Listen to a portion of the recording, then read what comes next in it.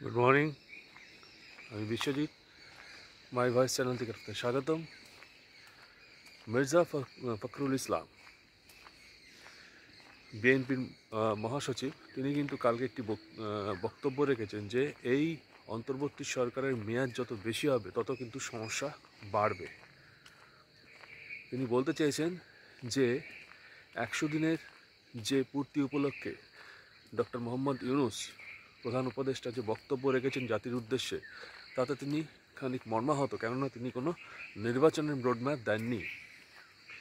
তিনি বলেছেন যে নির্বাচন কমিশন গঠনের কাজ চলছে এবং তারপরে যৌক্তিক নির্বাচন দেওয়া হবে সমস্ত সংস্কার কার্যের পর, এবং সংস্কার কার্য কতদিন চলবে তার কিন্তু কোনো নিশ্চয়তা নেই।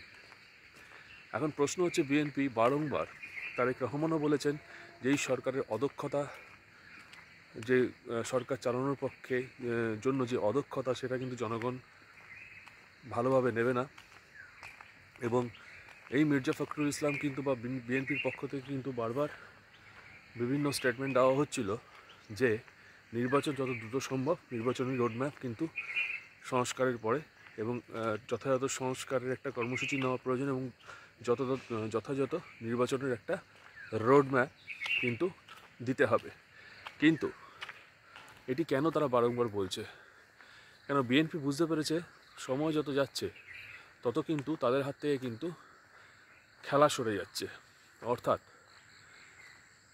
আপনারা জানেন যে শেখ হাসিনা সরকারের পতনের পর বিএনপি একটি ব্লান্ডার করেছে, সেটা হচ্ছে খুব তাড়াতাড়ি এলাকা দখলে তারা কিন্তু নেমে পড়েছে। তাদের নেতা মন্ত্রী যারা সাবেক ছিলেন, আগে এমপি যারা ছিলেন, প্লাস যারা এলাকার নেতা ছিলেন, তারা কিন্তু একটি ব্লান্ডার করেছেন। যত তাড়াতাড়ি সম্ভব এলাকা দখলে নেমে পড়েছেন। এবং আপনারা জানেন রাজনৈতিক দলের মধ্যে কিন্তু একটা গোষ্ঠী সংঘর্ষ থাকে, সেই গোষ্ঠী সংঘর্ষ কিন্তু এখন দেখা দিচ্ছে এলাকা দখলের জন্য। গতকাল কিন্তু ব্রাহ্মণবাড়িয়ায় কিন্তু এই এলাকা দখল নিয়ে বিএনপির দুই গোষ্ঠীর মধ্যে কিন্তু চরমতম সংঘর্ষ হয়েছে, এবং এর আগেও বিভিন্ন জায়গায় কিন্তু সেটা হয়েছে। তো এহেন পরিস্থিতিতে কিন্তু মানুষের মধ্যে একটা ধারণা তৈরি হচ্ছে যে আওয়ামী লীগ যা ছিল, বিএনপিও তাই।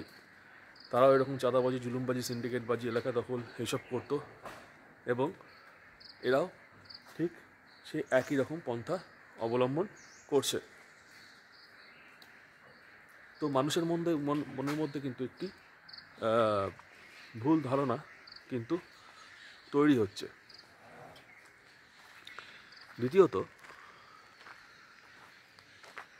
বিএনপি বুঝতে পারছে যত তাদের হাত থেকে খেলা সরছে, এই সমন্বয়ক এবং জামাত তারা কিন্তু স্ট্রং হয়ে যাচ্ছে, স্ট্রং পজিশনে তারা চলে যাচ্ছে। কেননা আপনারা দেখেছেন জামাতের যে আমির শফিকুল ইসলাম, তিনি কিন্তু বারবার বলেছেন যে কোথাও আপনারা কি দেখাতে পারবেন জামাতের কর্মী যারা রয়েছে তারা চাঁদাবাজি, জুলুমবাজি, এলাকা দখলে নেমেছে? এটা কিন্তু নয়। কেন জামাত একটি স্ট্র্যাটেজিক্যালি চলছে, এবং তারা কিন্তু ওপর থেকে যে নির্দেশ পাচ্ছে তাদের কর্মীরা কিন্তু সেই নির্দেশ যথাযথভাবে পালন করছেন। এবং আমরা জানি যে এই সরকার, অন্তর্বর্তী সরকারের পেছনে একটা বড় সাপোর্ট জামাত এবং সমন্বয়করা, এবং এই সমন্বয়করা কিন্তু ছাত্র শিবিরের লোক। এই ছাত্র শিবিরের লোক, তারা কিন্তু ছাত্র লীগের মধ্যে কিন্তু ঘাপটি মেরে বসেছিল এই আন্দোলনের আগে। তারপরে কিন্তু আন্দোলনের পরে কিন্তু তারা আত্মপ্রকাশ করে, এবং আন্দোলনের এই নেতৃত্বে তারা কিন্তু একটা বড় ভূমিকা পালন করে। এরপরে আমরা দেখছি যে বিএনপি মনে করছে যে এই সমন্বয়করা কিন্তু তাদের বিভিন্ন স্টেটমেন্টে উঠে আসছে, তারা বিভিন্ন জায়গায় কিন্তু নাগরিক কমিটি দিচ্ছে, অর্থাৎ একটা সংগঠন তৈরি করছে, এবং একটা রাজনৈতিক দলের কিন্তু তৈরি হওয়ার সম্ভাবনা তৈরি হয়েছে এই সমন্বয়কদের পক্ষ থেকে। তারা বিভিন্ন স্টেটমেন্টও সেরকম কিন্তু উঠে আসছে। সার্জিস আলম কিছুদিন আগে, আপনারা জানেন, অন্যতম সমন্বয়ক, তিনি বলেছেন যে 2000 লোক প্রাণ দিচ্ছে শুধু নির্বাচনের জন্য নয়, একটা করাপ্ট ফ্রি সিস্টেম তৈরি হবে, সংস্কার হবে যথাযথ, তারপরে কিন্তু নির্বাচন হবে, যেটা জনগণ চায়। গতকাল হাসনাত আবদুল্লাহও কিন্তু একটি স্টেটমেন্ট দিয়েছেন। জানি না এই স্টেটমেন্টে যদি কার্যকর হয় তাহলে কবে আদৌ বাংলাদেশে কবে নির্বাচন হবে সেটা কিন্তু একটা দ্বন্দ্বের মধ্যে রয়েছে।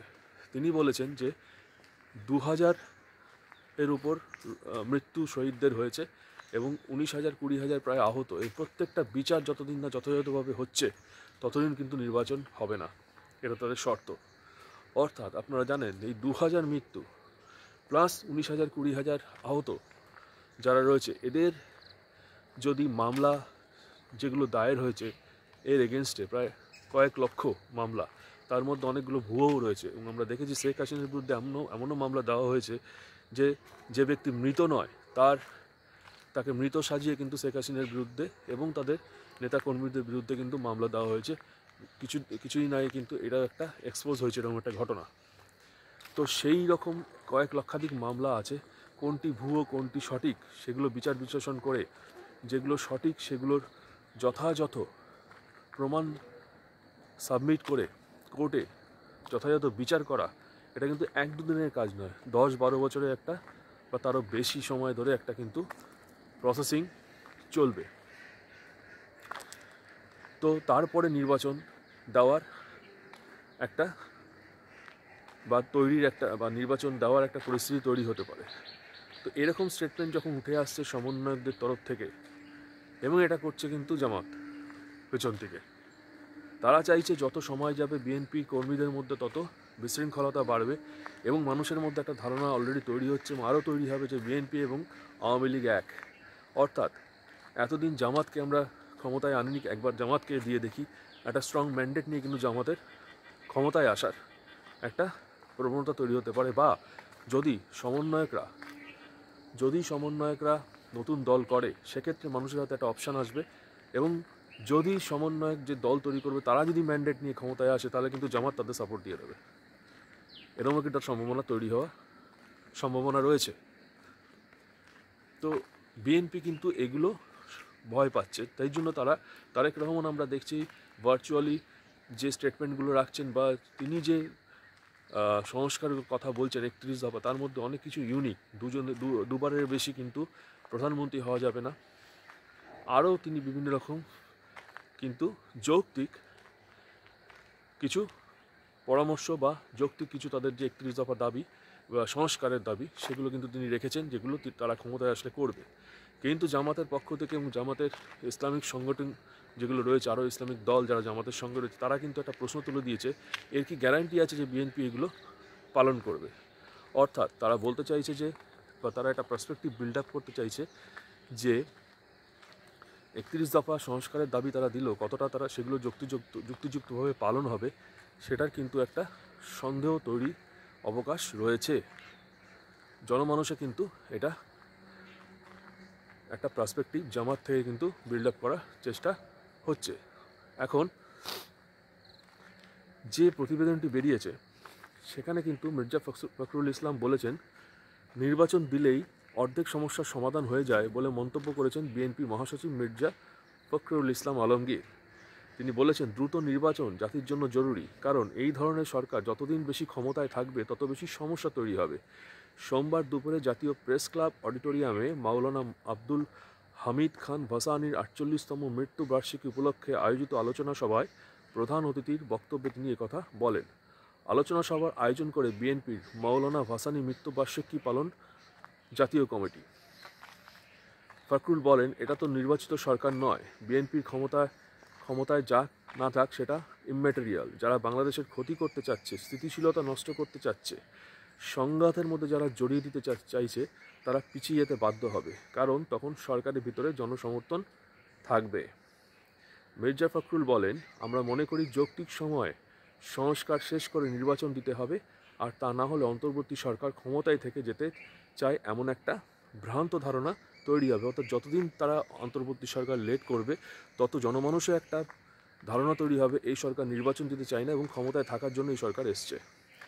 এই সময় গত 1.5 দশকের গণতান্ত্রিক আন্দোলনকে পূর্ণতা দেওয়ার জন্য শিক্ষার্থীদের কর্মকাণ্ডের ভূয়সী প্রশংসা এবং কৃতজ্ঞতা প্রকাশ করেন বিএনপি মহাসচিব। তিনি বলেন, বিএনপি গত 15 বছর ধরে আন্দোলন করলেও শেষ গোলটা করেছে শিক্ষার্থীরা। তারা স্ট্রাইকার, বুক পেতে গুলি নিয়েছে তরুণ ভ্যানগার্ডরা। ছাত্রদের সঙ্গে কখনোই দূরত্ব সৃষ্টি করা যাবে না। বিএনপি নেতাদের উদ্দেশ্যে তিনি বলেন, আপনারা তো কম কষ্ট করেননি, কিন্তু বুক পেতে দিতে পারেননি। শহীদ আবু সাঈদ যেভাবে বুক পেতে দাঁড়িয়েছিলেন, সেটাই শেখ হাসিনার পতনের টার্নিং পয়েন্ট। ফাকরুল বলেন, ছাত্ররা অনেক কথা বলবে, আমরা হিসেবি, তাই অভিজ্ঞতা থেকে বলছি, সংস্কারের কথা বিএনপিও বলছে, অবশ্যই সংস্কার চাই, সেটা যৌক্তিক সময় হতে হবে। এইসব না করতে পারলে সমাজ পরিবর্তন হবে না। দেশের রাজনৈতিক পট পরিবর্তনের এই সময় সবাইকে সতর্ক থাকার প্রতিও গুরুত্ব আরোপ করেন বিএনপি মহাসচিব। তিনি বলেন, এমন কাজ করা যাবে না যা আমাদের দেশকে অস্থিরতার দিকে নিয়ে যায়। অর্থাৎ তিনি কিন্তু স্পষ্টত একটা ছাত্রদের প্রতি একটা সমর্থন জানিয়েছেন, রাজনৈতিকভাবে একটি স্টেটমেন্ট, যাতে ছাত্ররা তার পক্ষে থাকে, ছাত্রদের যে বলিদান সেকে সম্মান করেছেন। বিএনপি যেটা করতে পারেনি ছাত্ররা সেটা করেছে, সেটাও তিনি বলেছেন। অর্থাৎ বিভিন্ন সময় ছাত্রদের মধ্যে থেকে বিএনপির বিরুদ্ধে যে স্টেটমেন্ট উঠে আসছে, সেটাকে তিনি আটকানোর চেষ্টা করেছেন এই স্টেটমেন্টের মাধ্যমে। এবং আমার মনে হয় যে দিন যত যাবে বাংলাদেশের অস্থিরতা কিন্তু বাড়বে এই নির্বাচন নিয়ে। কেননা বিএনপি চাইবে নির্বাচন, জামাত এবং সমন্বয়কদের মধ্যে থেকে কিন্তু উঠে আসবে পুরো সংস্কার করে নির্বাচন।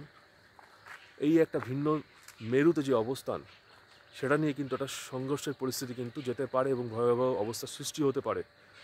এবং আগামী দিনে হয়তো বাংলাদেশে গৃহযুদ্ধের পরিবেশও সৃষ্টি হতে পারে, এরকম একটা সম্ভাবনা কিন্তু দেখা দিচ্ছে। তো আপনারা অবশ্যই জানান, আপনারা কি মনে করছেন, নির্বাচন কি দ্রুত দেওয়া উচিত, সংস্কার কার্য দ্রুত সম্পন্ন করে, নাকি সমস্ত বিচার ব্যবস্থা সমস্ত পরিচালনা করে বা যা বিচার যে মামলাগুলি হয়েছে আওয়ামী লীগের এগেনস্টে বা শেখ হাসিনার বিরুদ্ধে, সেগুলো যথাযথভাবে নিষ্পত্তি করে নির্বাচন দেওয়া উচিত, ততদিন অপেক্ষা করা উচিত? জানানো আপনাদের মতামত। এবং ভিডিওটি ভালো লেগে থাকলে লাইক, শেয়ার, কমেন্টস করে দেবেন, শেয়ার করে দেবেন এবং চ্যানেলটিকে সাবস্ক্রাইব করে দেবেন। নমস্কার।